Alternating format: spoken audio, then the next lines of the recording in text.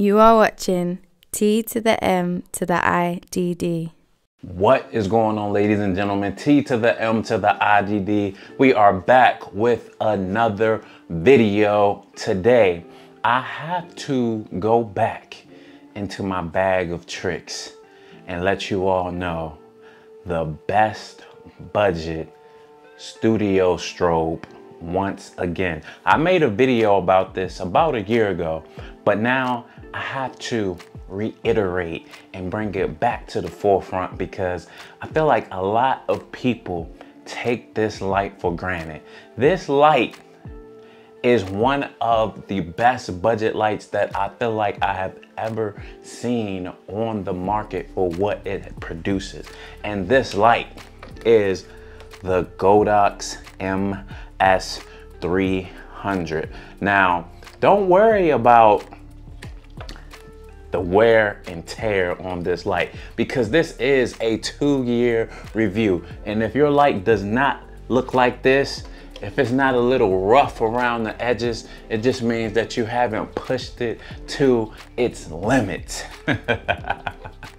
No, but this actually goes to show the robustness of this light.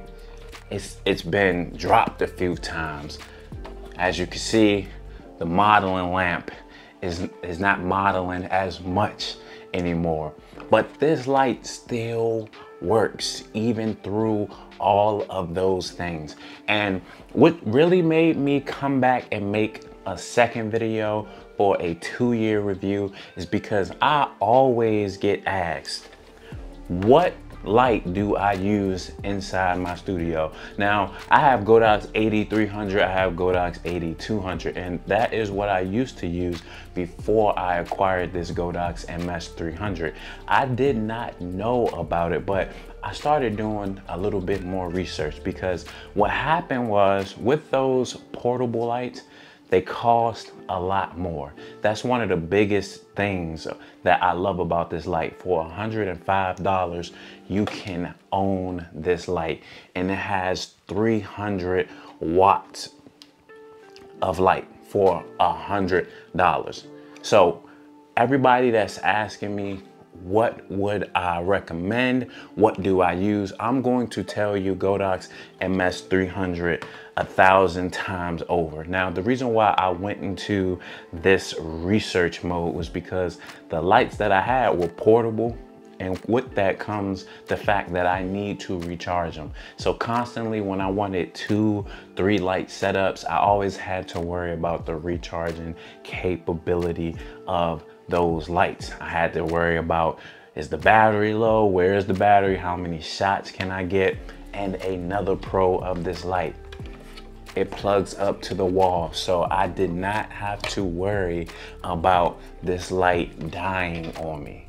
And so I could keep it in my studio space, plug it up to the wall, and continuously shoot with this light, which became that is why this became my key light for all of my shoots. Like pretty much any shoot that I do in my basement, I'm going to use this light. Now, when I made this review a year ago for the 1-year review, it had a lot of backlash, right? I got to see the experiences of other people. And so I want to highlight those experiences so that I can educate you all and just inform you all of some things that you could run into with this product. Now, having said that, given everything that I am going to say, I would still buy this light even if somebody told me that beforehand, just because of the value of this light. $100 versus the things that people are saying. I feel like a lot of the things I have not encountered or I did not have to worry about. So having this light just made it better, okay? So going into some of the things that people have said about it. One of the things that someone said was the fan is loud. Now, me personally, I'm not too worried about fan noise. It does not pick up in the photo shoots that I'm doing. You know, it's so minor to what I am creating. Even when I have other cameras running, because I do BTS with my photo shoots, you don't hear the fan in those BTS videos, right? So that was something that I did not mind.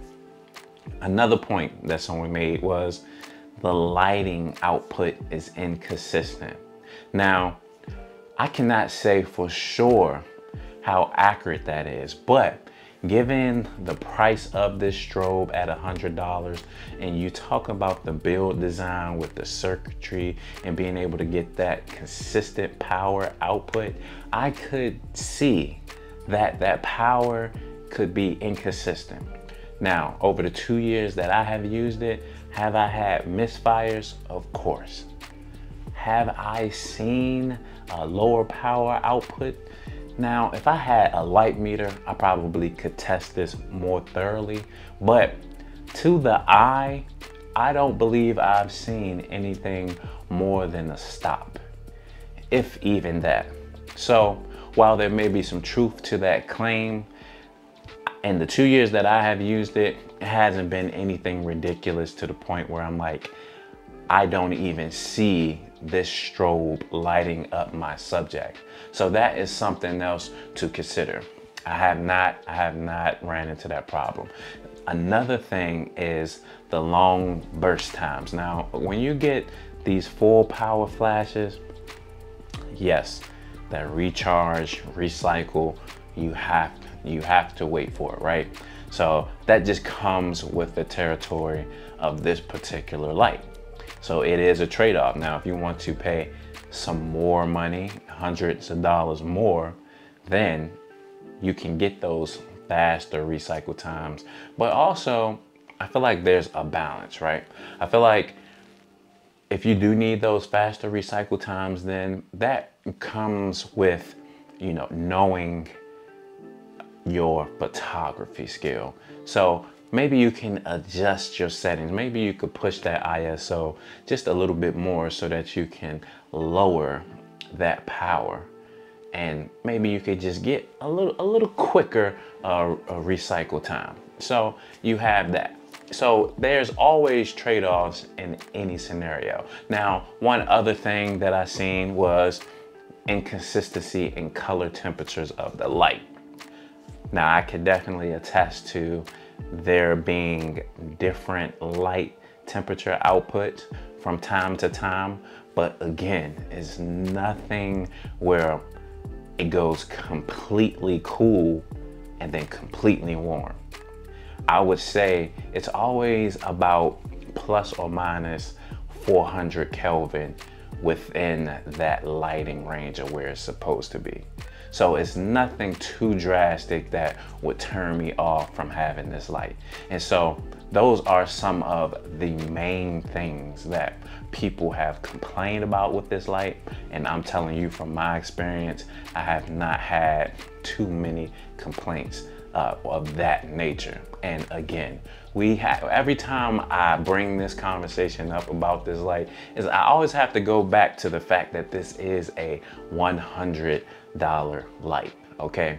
We just got to keep that at the forefront of our mind. We're not talking about, oh, this is $1,000 strobe and it's presenting all these problems. No, it is $100. So who is this product for? I believe that there are professionals still using this light and getting phenomenal images. People just starting studios. In fact, there was somebody that just opened a studio and they asked, what light would I recommend? And I told them this light right here. Especially you renting a space out, having a low budget light like this, just for incidentals, $100 versus you have a $600 or $700 light that you rent out to people. Which one would I care less about? Okay, I may care less about this $100 one, even though it still does cost money, right? So any beginner, even to professionals, I've had people that's on a professional level vouch for this light. So this light is phenomenal. Now, The pro, besides the price, is that you see you have the Bowens connector already assembled, right? And then the continuous power, but then you also can set this into slave mode. So you still have that functionality that makes this a lot more flexible if you want to add to this lighting system. And so for me, this was like a no-brainer. And I was actually supposed to buy a few more of these, but I ended up using some of my other lights.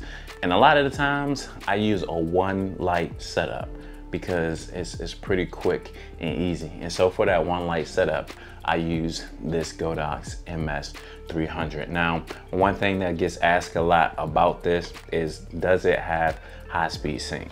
Now, when you look at the spec sheet, it says that it does not have high-speed sync. So I go by what the spec sheet says, okay? I have other people claim that they have used it in high-speed sync and haven't had a problem.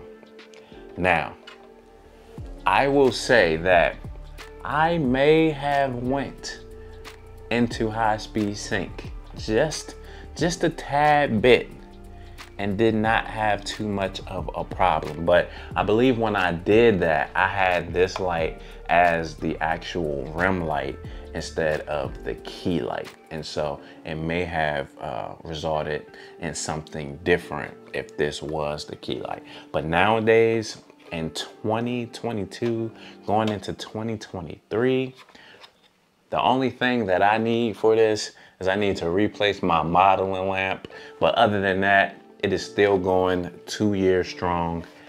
If you are in the market for a studio light, this is the light for you, trust me. It is not portable. You cannot take it outside unless you have a 100-foot, 200-foot extension cord that you're gonna run from your house to the location.